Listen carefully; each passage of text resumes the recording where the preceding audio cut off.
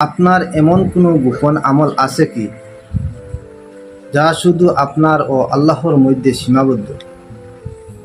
দুনিয়ার জীবনে আমাদের প্রধান দায়িত্ব হলো নিজের আমলনামা সমৃদ্ধ করা।